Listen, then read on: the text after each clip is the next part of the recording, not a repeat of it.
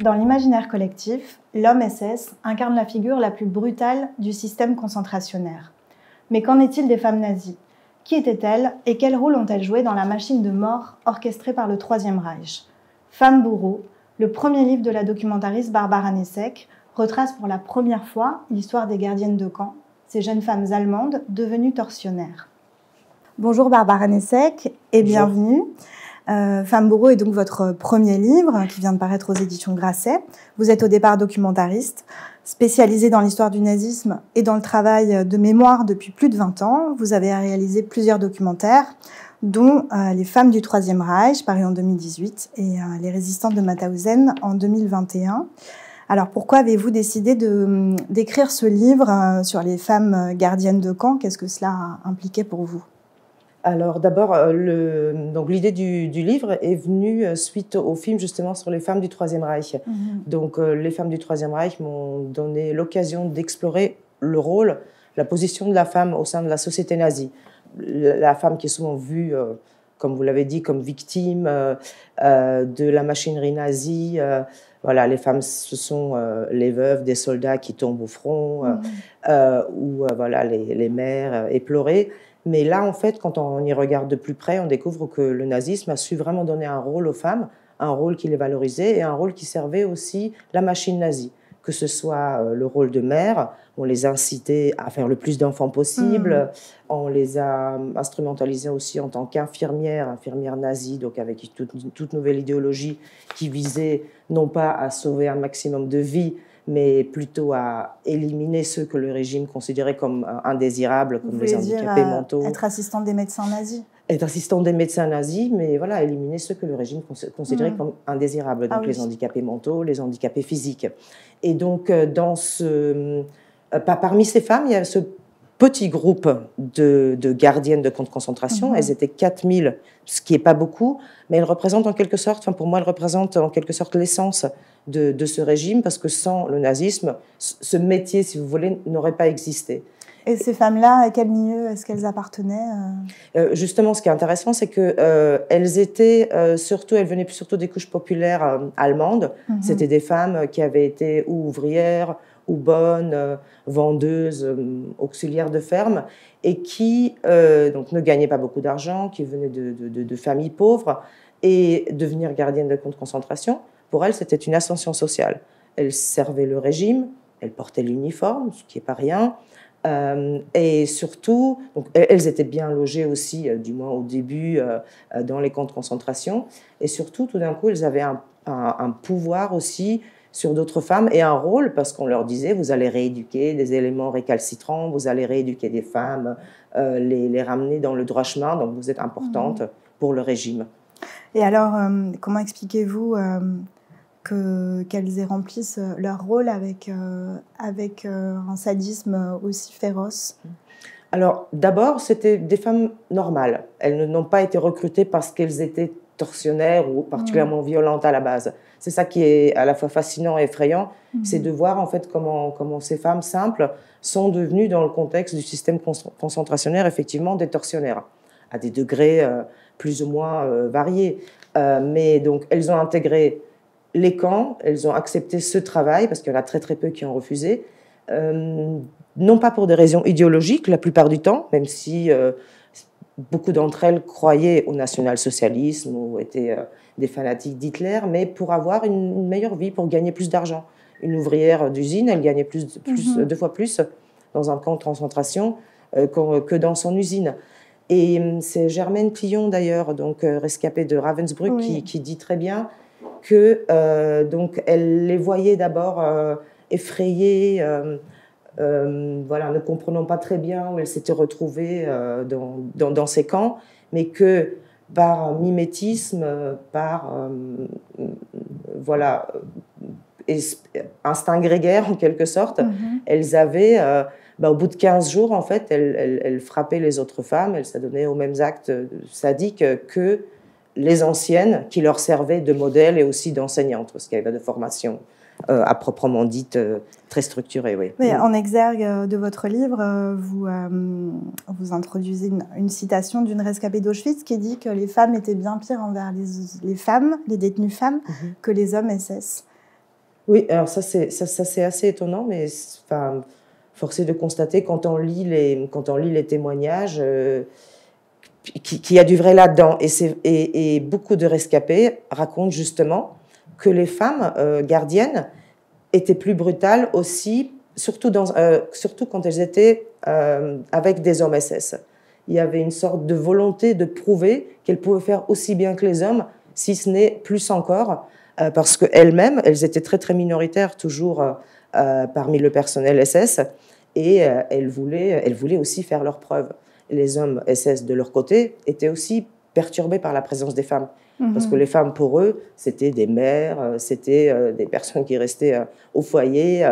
Donc, il y a une espèce de relation toxique, en quelque sorte, entre les deux, où voilà, les femmes étaient entraînées dans toujours plus de violence par la présence des hommes. Vous voulez dire que, paradoxalement, c'était une émancipation qu'on pourrait qualifier de féministe, le fait d'être plus brutale dans le système concentrationnaire pour s'affranchir du patriarcat nazi. Oui. Alors, pour la brutalité, je ne sais pas, mais c'est vrai que dans le système national-socialiste, il y a une forme qui peut paraître paradoxale, oui, d'émancipation. Quand on prend par exemple les organisations de jeunesse, des jeunes filles, donc le Bund Deutscher Mädel, qui est l'équivalent des jeunesses hitlériennes pour les garçons, où en fait les jeunes filles, donc à partir de 10 ans en fait, elles partaient en excursion ensemble, en groupe. Elles avaient le droit de sortir toutes seules de chez elles pour rejoindre les réunions de ces organisations-là. Donc en fait, elles échappaient un peu à leur foyer. Elles pouvaient s'extraire de leur foyer qui souvent était un peu corseté. D'ailleurs, il y a des parents qui n'étaient pas forcément adhérents au national-socialisme, qui ne voulaient pas les laisser partir, mais le régime était plus fort. Donc quand vous n'alliez pas à vos réunions en tant que membre des jeunesses hitlériennes, il y avait des représentantes qui venaient frapper à votre porte pour dire alors, pourquoi votre fille n'est pas à la réunion. Donc cette liberté qu'elles ont acquise, les femmes, elle avait un côté émancipatoire pour elles, et de même pour certaines de ces gardiennes qui, pour la première fois, par exemple, partaient de chez elles, partaient de leur village, partaient de leur pays, pour les Autrichiennes qui allaient en Allemagne, par exemple. Et c'était un peu la grande aventure aussi, il ne faut pas se leurrer. Et ensuite, vous parlez notamment d'une gardienne de camp qui a été ensuite transférée à Auschwitz et qui s'entendait très mal avec le gardien masculin d'Auschwitz. Il y avait comme un combat entre les deux. Oui. Est-ce que vous pouvez nous parler de cette femme, par exemple? Alors, donc là, je pense que vous faites allusion à Johanna Langefeld, tout à fait, oui. Donc, qui était allemande et qui est une des plus anciennes, si vous voulez, gardiennes, qui a intégré le système très, très tôt, en ayant d'abord servi dans une prison pour femmes à partir de 1935, et qui après, très logiquement, a servi dans tous les camps jusqu'à devenir donc gardienne en chef à Ravensbrück en 1939. Et elle est transférée en 1942 à Auschwitz. 1942, c'est l'année où en fait il y a beaucoup de camps de femmes qui sont ouverts dans des camps déjà existants où il n'y avait que des hommes. Et Johanna Langefeld, alors c'est chacune, comment dire, il y a des traits communs à toutes ces femmes, mais il y a aussi des particularités évidemment. Et Johanna Langefeld, elle était nationale-socialiste, elle était convaincue qu'il fallait effectivement que le système concentrationnaire était bien pour convaincre ces femmes des valeurs nationales-socialistes, pour les convertir, et que c'était aux femmes, ça, elle en est persuadée, que c'était aux femmes de garder les femmes et que les hommes n'avaient rien à y faire. Et c'était effectivement comme ça à Ravensbrück, où les femmes gardaient les femmes et les hommes n'assuraient que la surveillance autour. Sauf qu'à Auschwitz, tout s'est mélangé, il y avait beaucoup plus de promiscuité, les hommes rentraient dans le camp des femmes et tout ça. Elle pensait imposer ce qu'elle a vécu à Ravensbrück, ce qui n'était pas le cas. Et en plus, une femme qui veut dicter des choses aux hommes, ça s'est très très mal passé pour elle, effectivement. Et d'ailleurs, Rudolf Höss, qui était le commandant d'Auschwitz, donc son supérieur, disait « Moi, je n'arrive pas à la gérer », il écrivait à Himmler « Je n'arrive pas à la gérer, je ne trouve aucun homme qui veut se soumettre aux ordres des femmes. » Donc voilà, elle va partir. Et effectivement, elle a fait le frais du sexisme, de la misogynie ambiante, de la hiérarchie. On l'a renvoyée à Ravensbrück. Elle a été remplacée par une autre femme qui, elle, savait beaucoup mieux s'adapter à ces contraintes, à cette organisation. Oui. Mais ensuite, Enfin, vous consacrez une partie de l'ouvrage à l'après-guerre et au procès de 45-47. Est-ce que cette femme-là et d'autres ont eu un discours différent que celui des hommes SS qui ont été jugés? Est-ce qu'il y avait de l'autocritique? Parce que vous dites par exemple qu'il y a une des femmes qui a eu une peine de prison un peu allégée parce qu'à la fin, elle a été plus clémente, entre guillemets. Alors, alors les procès, de manière générale, donc, il y en a eu relativement peu, mais ça c'est, on va dire, commun à tout le processus de dénazification, de toute façon, que ce soit les hommes ou les femmes. Oui. Les femmes, c'est encore pire de manière générale, parce qu'on ne les soupçonnait ni d'actes de cruauté, ni même d'avoir occupé des positions à responsabilité, ils auraient pu prendre des décisions. Donc, il y a celles qui se font arrêter dans les camps de concentration par les libérateurs, donc les alliés soviétiques, britanniques et américains. Elles sont emprisonnées et après elles sont extradées vers les pays où elles ont commis leurs crimes. Donc, il y en a Langefeld, par exemple, celle dont on vient de parler, l'ancienne gardienne en chef de Ravensbrück. Elle ne travaille plus à Ravensbrück à ce moment-là, mais elle se fait arrêter à Munich, où elle est retournée dans une usine, parce qu'elle figure sur les listes du personnel de Ravensbrück et d'Auschwitz. Et donc, elle est extradée en Pologne. Donc, elle arrive à s'enfuir. C'est encore une autre histoire que je décris dans le livre.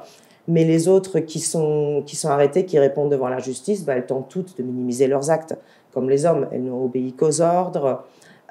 Elles disent aussi, c'est ça qui est effrayant et très étonnant, elles disent aussi, nous, on n'était pas libres non plus. On était comme les prisonnières, on n'avait pas le droit de faire ce qu'on voulait, donc on est des victimes. Donc c'est ça, en fait, le discours général. Et il n'y en a aucune qui vraiment exprime des remords, qui va s'excuser auprès des victimes. Alors il y a celles qui ont échappé à la justice, c'est à la fin de mon livre. Oui, il y en a un certain nombre d'ailleurs. C'est ça, oui. Bon, il y en a beaucoup qui ont échappé à la justice, mais un petit nombre qu'on retrouve même jusque dans les années 2010, qui après vont dire, bon, vous voyez, c'est pour ça que je fume 2 paquets de cigarettes par jour, ça ne m'a pas laissée indifférente, je fais des cauchemars, j'ai caché les documents qui racontent cette histoire pour que mes enfants ne les voient pas. Donc il y a une forme de remords quand même. Mais sur le moment, il n'y en a aucune qui va s'excuser auprès des victimes ou montrer qu'elle ait compris ce qu'elle a fait.